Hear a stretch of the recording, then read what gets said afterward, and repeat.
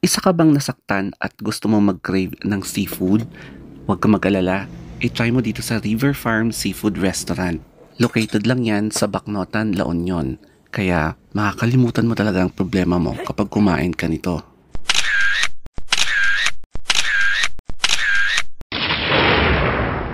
Galing kami sa Luna, La Union at bigla kami nag-crave ng seafood.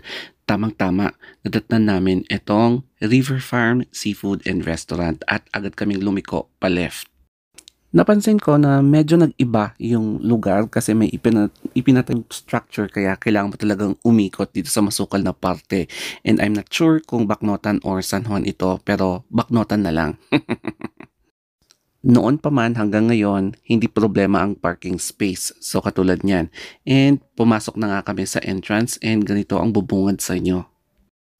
Meron nga pala silang binebentang mga handicrafts tsaka furniture na pwede nyong i-display sa bahay. Tapos yung mga local products din ng Ilocos. Upon entrance, ganito pala ang makikita nyong ambience. So it is along the river. Kaya makikita nyo na may mga kubo and since bakante yung kubo na yon, yun ang i-occupy namin. 'Di ba ang ganda?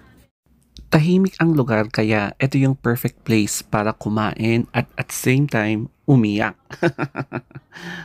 So yung in-order namin dito ay River Farm Special na small boodle fight, tapos isang pinakbet, and then cucumber juice. So yun lang.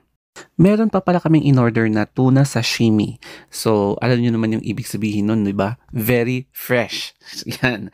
With wasabi, tapos soy sauce. So, eto na nga yung closer look ng sashimi na to.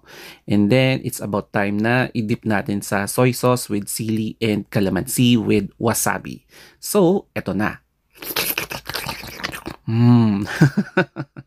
Nung tinapos na namin yung sashimi, eto na nga yung in-order namin na seafood specials. So, dalawa yung in-order namin. Ito yung may bangus, may liempo, tapos garlic rice, and then meron pang isa. Ayan. So, may shrimp, may tahong. Sino ba naman ang hindi mapapaatras sa mga seafood na to, no?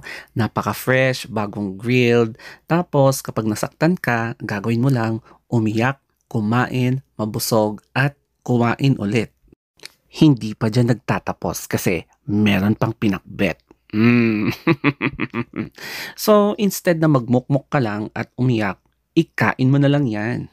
Bale, nag-order nga din pala kami ng extra rice kung sakaling mabibitin kami sa in-order naming garlic rice.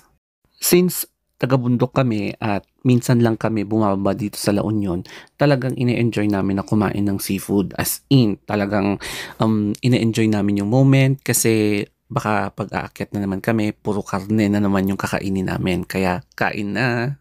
Alam nyo, marami ang may ayaw sa okra pero para sa akin, masarap siya and kahit na medyo madulas siya sa lalamunan, para sa akin, kebs.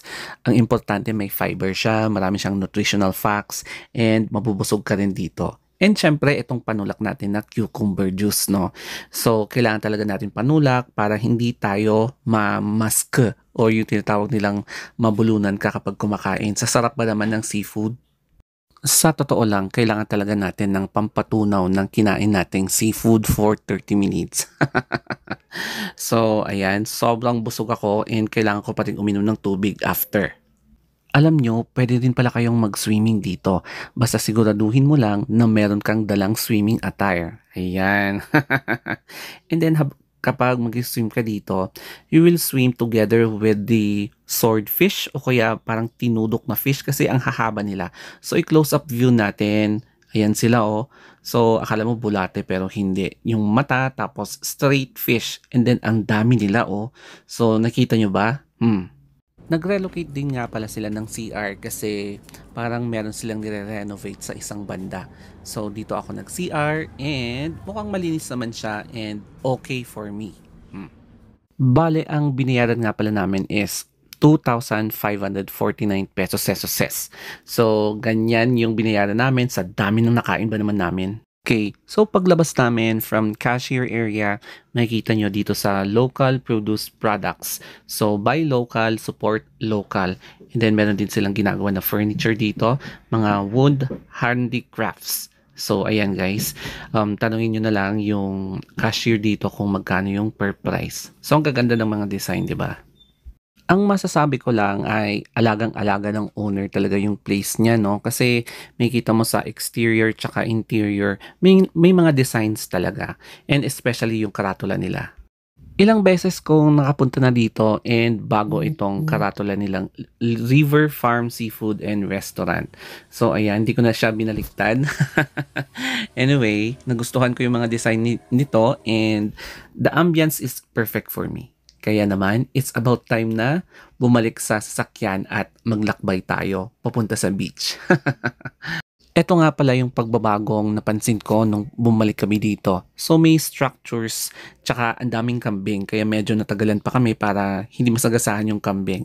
So makikita niyo si Mama Mary, wala yan nung last time. So ganito yung itsura ng daanan. Ay, salamat nga pala sa inyong lahat. So another vlog ulit, kaya thank you so much and God bless.